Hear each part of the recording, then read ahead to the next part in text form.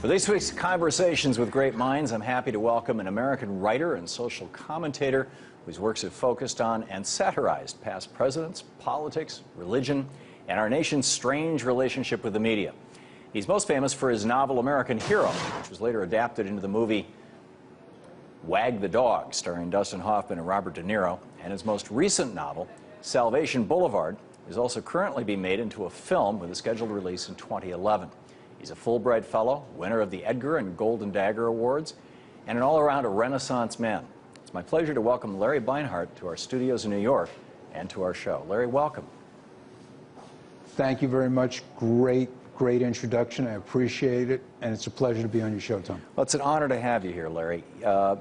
Your life is, I said Renaissance man. I really think it's an accurate description. The arc of your life has been extraordinary.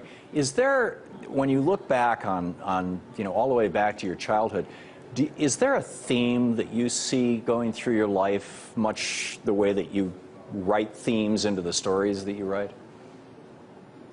I think I made it up as I went along. I really did.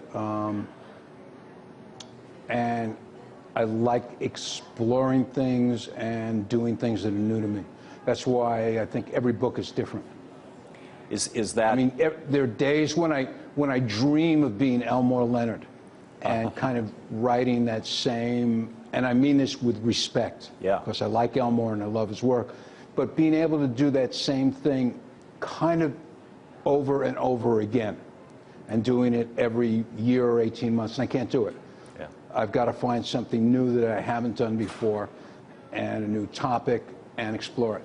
Is this like ADD with a high IQ, maybe?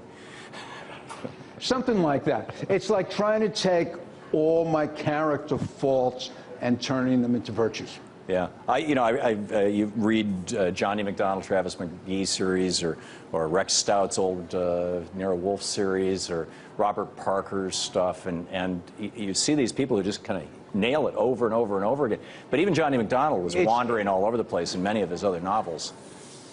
Go ahead. Yeah, but that's a talent, and I respect it. I don't have it, and that's why I respect it. It's hard to do. I do something different. In Wag the Dog, you created a story, and my understanding is that at the time you were thinking about George H.W. Bush, and when the movie was made, or in American Hero became Wag the Dog, when the movie was made, I think most people read Bill Clinton into it, but I want to share with you just a very short, and then get your riff on this. And this is Mickey Herskowitz. Mickey Herskowitz was a 20-year friend of the Bush Sr. family. He's also the author of about 30 books, more than 30 books, mostly, many of them ghostwriting biographies for very famous people. And he was hired in 1999 by the Bush family, by George Sr. and Barbara, to write A Charge to Keep, George W. Bush's autobiography. He wrote the first draft of it. He was later replaced. They thought it wasn't fawning enough, but he spent hours and hours and hours with George W. Had incredible access, and he told Russ Barker, rather, this. He said, George was thinking about invading Iraq in 1999. He said to me, one of the keys to being seen, and this is quoting George W. Bush, and he had the tapes for this, he says, one of the keys to being seen as a great leader is to be seen as commander-in-chief. My father had all his political capital built up when he drove the Iraqis out of Kuwait, and he wasted it. If I have a chance to invade, if I have that much political capital, I'm not going to waste it. I'm going to get everything passed that I want passed, and I'm going to have a successful presidency. End of quote. 1999, George W. Bush. In what ways was your book prescient? Well, I was watching the first Gulf War, and what I saw was a made-for-TV movie. It was, World War II to the video version. And I made a joke about it to the people I was watching it on television with. And I didn't get the laugh I expected. But I also thought it was a serious thing, that this war was being staged for a performance at home for the American people.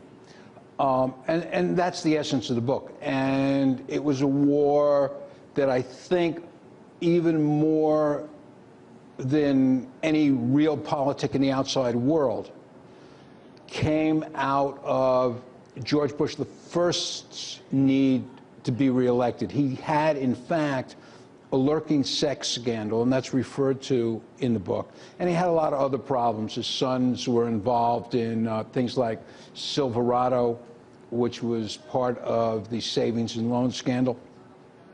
And so he saw what happened to Margaret Thatcher. And Margaret Thatcher was Prime Minister of Great Britain, whose fortunes were in the toilet. And she was about to lose an election. And then she had the Falklands War and became Britain's greatest prime minister since Winston Churchill. And George Bush the First, or the elders, saw this.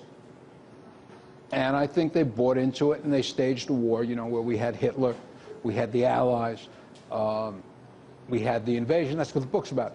By the time it got made into a movie, we had a different situation. We had Bill Clinton in office.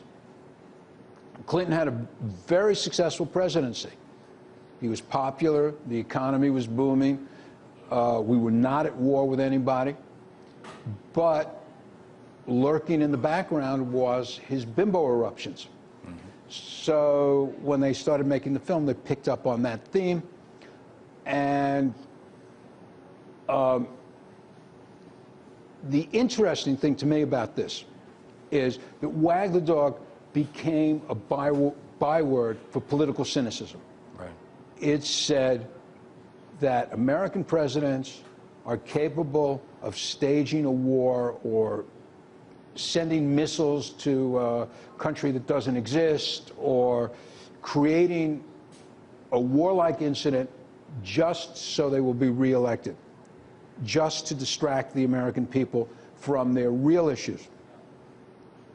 And it became part of the world consciousness. You'd see demonstrations in foreign countries where they were holding signs that said, "Wag the dog." Mm-hmm. And then along came Bush Jr.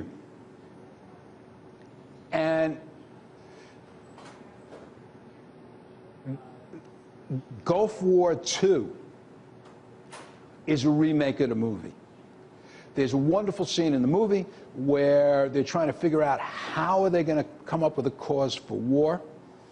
And the producer, played by Dustin Hoffman, looks at the globe, and he says, "Oh, they're going to," and he says, they have the bomb.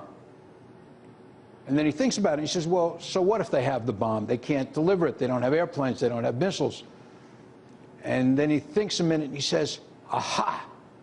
It's a suitcase bomb, and it's in Canada."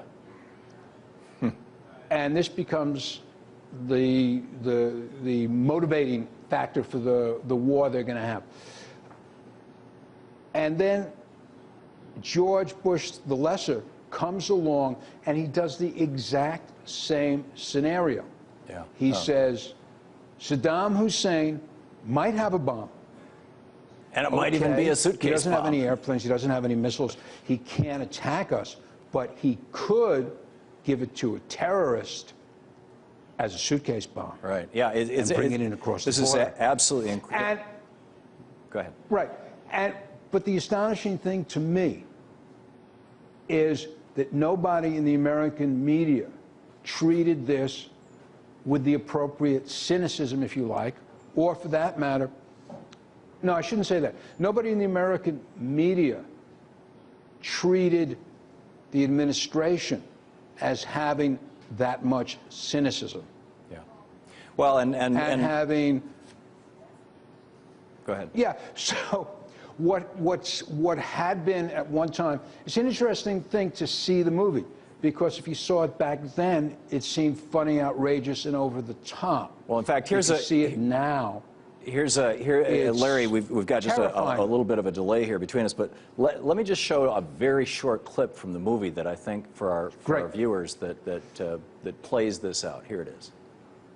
Let me ask you a simple question. Why do people go to war? Why do they go to war? I'll play your silly game. Okay, why do they go to war? To ensure their way of life. Would you go to war to do that? I have. And if you went to war again, who would it be against? Huh? Your ability to fight a two-ocean war against who? Who? Sweden and Togo? That time is past. It's over. The war of the future is nuclear terrorism. It is, and it'll be against a small group of dissidents who, unbeknownst perhaps to their own governments, have blah, blah, blah, blah, blah. And to go to that war, you have to be prepared. You got to be alert. The public has got to be alert, because that is the war of the future. And if you're not gearing up to fight that war, then eventually the axe will fall, and you're going to be out in the street. And you could call this a drill, you could call this job security, you could call it anything you like. But I got one for you. You said go to war to preserve your way of life. Well, Chuck, this is your way of life. And if your spy satellites don't see nothing, if there ain't no war, then you can go home and prematurely take up golf, my friend. Because there ain't no war but ours. This is absolutely brilliant. Larry, again from Mickey Herskowitz, Bush's biographer. He's talking about the response of the Bush family to Maggie Thatcher, what you brought up earlier.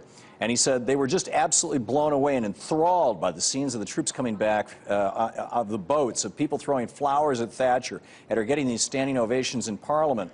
And then the guy who, this is during the Reagan administration actually, the guy who was the chairman of the House Republican Policy Committee under Reagan said, and this quote has been authenticated, according to Herskowitz, he said, quote, "Start a small war, pick a country where there's a justification you can jump on, go ahead and invade," end quote. And that guy, who was the chairman of the House Republican Policy Committee in the Reagan administration, was a guy named Dick Cheney. Your thoughts? Yeah, that sounds like Dick. Isn't it? It's like this giant cycle coming around.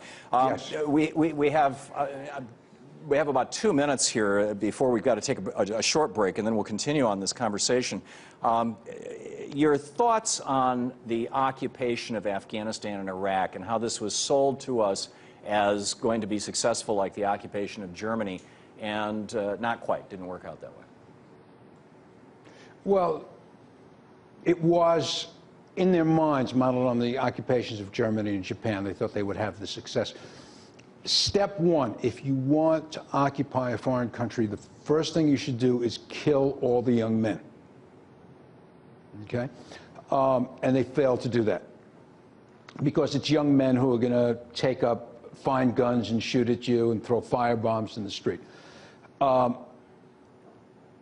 You should also arrange it so they start the war. So afterward, they feel responsible for the fact that all their young men. And then the third thing you have to do is you have to have a massive troop occupation. There was a report, it's in one of my nonfiction books, Fog Facts. After the occupation of Germany, I think Eisenhower had something like, what, 3 million men in Europe? Yeah, it was massive. And they instantly became the army of occupation. Right. So there was kind of a GI on every street corner. They took over every aspect of life. They became the police departments. They became the source of food. They supervised the reconstruction. And so there was no possibility for a resistance to even form. And when these guys went into Afghanistan and Iraq, I think they have no sense of actual history. They don't research things. They've just seen a bunch of old movies. Right. So they really thought that they were going to drive into Baghdad and they would tear down the statues of the old Nazis, and the women would come out and throw flowers. And in fact, they staged some of that so that we could see that happen at home. But they did not, in fact, accept the real responsibilities of occupying a foreign nation. Right, and we still haven't. We're talking with Peter Beinart, and still ahead on the big picture. We'll be right back with a little more of Larry Beinart. We'll be right back with more of Larry Beinart. It's okay.